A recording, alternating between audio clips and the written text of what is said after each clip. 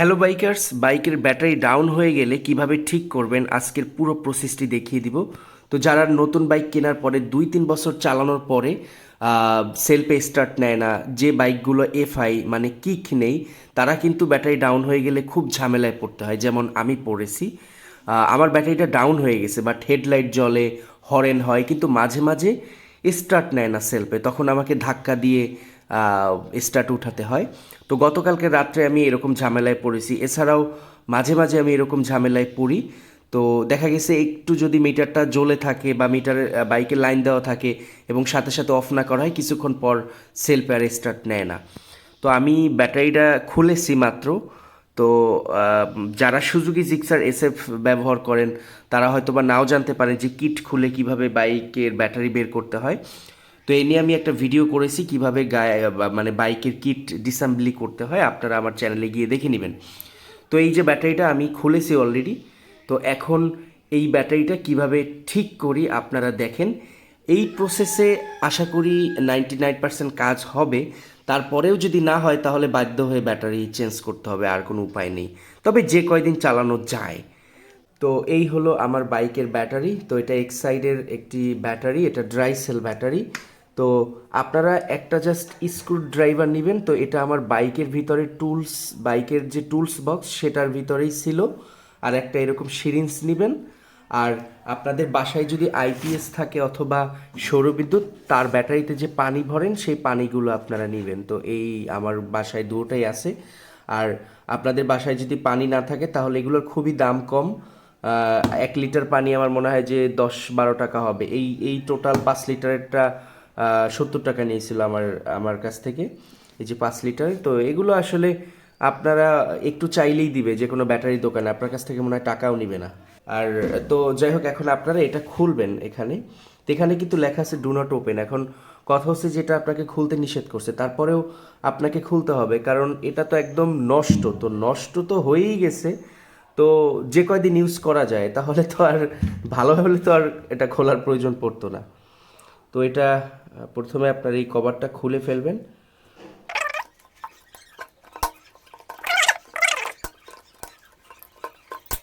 মনে রাখবেন এই অ্যাসিডগুলো যেন আপনার হাতে মাতে না লাগে। তো এটা খুলতে হবে, এটা খুলবেন আপনারা। ভিতরে কোনো পানিই দেখতে পাচ্ছি না মোটামুটি। তো এখানে একটু পানি দিব এখন। এই যে এই এই যে পানিগুলো, এই পানিটা একটু দিব এখানে। তো অ্যাসিড পানি তো আপনারা আবার এগুলো জামা কাপড়ে লাগিয়ে না, এর জন্য আমি এই যেখানে আমার টেবিলের উপর একটা কোলাত নিয়েছি। তো ভিউয়ার্স, পানি অলরেডি ভরা কমপ্লিট। তো এরপরেই একটা ন্যাকড়া দিয়ে আপনারা মুছে দিবেন যেন পানি না থাকে। এরপরে আবার এটা আটকিয়ে দিবেন আপনারা, আমি আটকিয়ে দিচ্ছি। তো ভিউয়ার্স, অলরেডি আমি এটার ভিতরে পানি ভরে নিয়েছি। তবে দেখবেন যে এর এই ছিদ্রর উপরে যেন না উঠে, এর ভিতরে একটা স্তর আছে, ওই স্তরটার নিচ পর্যন্ত যেন থাকে পানিটা। তো এখন এটাকে জাস্ট একটু চার্জ দিতে হবে। আপনারা সৌরবিদ্যুতের মাধ্যমেও চার্জ দিতে পারেন, অথবা আপনাদের বাসায় যদি আইপিএস থাকে সেই আইপিএসের মাধ্যমেও চার্জ দিতে পারেন। তো আমি এখন এটাকে সোলারের মাধ্যমে চার্জ দিব, আইপিএসে দিব না, কারণ আইপিএসের যেহেতু পাওয়ার বেশি। ভিউয়ার্স, আমার বাসার সোলারটা সিঁড়ির নিচে, ওখানে যেতে আমাকে অনেক পরিশ্রম করতে হবে। তো এখানে আবার ওয়াশিং মেশিন। তো এর নিচে আসলে আমাদের বাসার দোতলা ফুল কমপ্লিট হয়নি, তো যার ফলে দেখা গেছে যে আপনার ওয়াশিং মেশিনের জায়গাটা করা হয়নি। তো এই অ্যাসিড পানিগুলো যেন না লাগে সেটা একটু খেয়াল রাখবেন। এখানে আসলে ঢুকতে হচ্ছে, মানে হামাগুড়ি দিয়ে ঢুকতেছি, অনেক কষ্ট হচ্ছে, এগুলো সরাইতে হবে। ওরে বাবা! কারণ আপনার এই কভারটা ওগুলো লাগানো যাবে না আগে।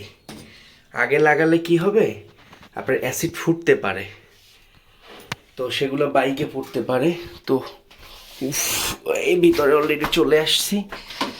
এখন এখানে অনেক পানি, এগুলো কিসের পানি? এগুলো অ্যাসিড পানি সম্ভবত। তো এখন এই জায়গা থেকে লাইন দিতে হবে। তো লাইন প্লাসে প্লাস এবং মাইনাসে মাইনাস। আর এখানে আইপিএসও আছে। তো আইপিএস এর লাইনটা খুলতে গেলে এত বড় ব্যাটারিটা খুলতে হবে, এর থেকে এটাই সব থেকে শ্রেয়। আইপিএস খুলতে অনেক সময় লাগবে। তো আমি এগুলো কানেক্ট করে তারপরে আবার ভিডিও অন করছি। তো ভিউয়ার্স, এই যে আমি চার্জে বসিয়ে দিয়েছি, তো দুটো তার এক্সট্রা এই ব্যাটারির সাথে কানেক্ট করে দেন এই সৌরবিদ্যুতের যে ব্যাটারির তারগুলো খুলে এখানে প্লাসে প্লাস এবং মাইনাসে মাইনাস দিয়ে দিছি। তো এখানে দেখুন চার্জিং বাতিটা কিন্তু জ্বলছে না, কারণ এখানে যেহেতু এই মোটরসাইকেলের ব্যাটারি আসলে স্লো চার্জ হয়। স্লো বলতে গেলে যেহেতু ডায়নামা ঘুরে অনেক সময় আরপিএম কম থাকে বেশি থাকে, তার জন্য এগুলো আসলে খুব কম মানে পাওয়ারে কিন্তু চার্জ হয়, কিন্তু ব্যাটারি কিন্তু ফুটতেছে। ওই যে আমি দেখতেছি যে ব্যাটারি কিন্তু ফুটতেছে, আবার এটা ডিসকানেক্ট করলে কিন্তু ব্যাটারি ফুটে না। এই যে এটা আমি দেখছি যে চার্জিং বাতিটা জ্বলে না, তারপরেও কেন মানে চার্জ হচ্ছে কিনা। তো আমি দেখতেছি যে এটা ফুটতেছে, আমি কান দিয়ে দেখেছি, এর সাথে কান দিয়ে, এবং এখানে আমি শব্দ পাচ্ছি শুনতে। তো যাই হোক, এটা আমি 1-1.5 ঘন্টা রাখবো এখানে, যেহেতু এখন রোদ আছে। তারপরে আসলে মোটর সাইকেলেতে এটা অ্যাসেম্বলি করবো, তো সেগুলো আপনাদের দেখাবো। তো অলরেডি ব্যাটারিটা চার্জ দিয়েছি সৌরবিদ্যুতের মাধ্যমে। তো আপনাদের বাসায় যদি সৌরবিদ্যুৎ অথবা আইপিএস না থাকে, তো সেই ক্ষেত্রে আপনারা বাজারের কোনো দোকানে গিয়ে এটাকে চার্জ করে নিতে পারেন।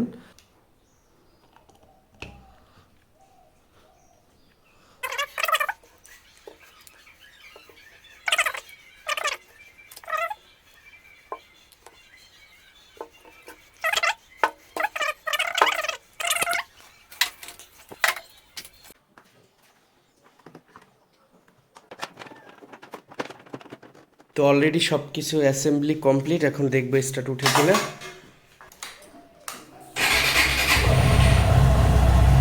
এই যে স্টার্ট উঠে গেছে, বন্ধ করে দিই। তো যাই হোক, আপনারা এইভাবে আসলে আপনাদের ব্যাটারি ঠিক করবেন। তো এরপরেও যদি আপনাদের কোনো কাজ না করে, তাহলে আপনাদের ব্যাটারি চেঞ্জ করতে হবে। ব্যাটারির দাম বোধহয় এখন 2000 টাকার মতো, বেশি না। আপনারা একটা কিনে লাগিয়ে নেবেন, নিজেই আপনার ব্যাটারি নিজেই এইভাবে লাগাবেন, মানে কোনো মিস্ত্রির সহযোগিতার প্রয়োজন নেই, এগুলো নিজেই লাগানো যায়। শুধু শুধু টাকা নষ্ট করে করার কোনো প্রয়োজন নেই। আর যারা বড়লোক আছেন তাদের কথা তো আলাদা।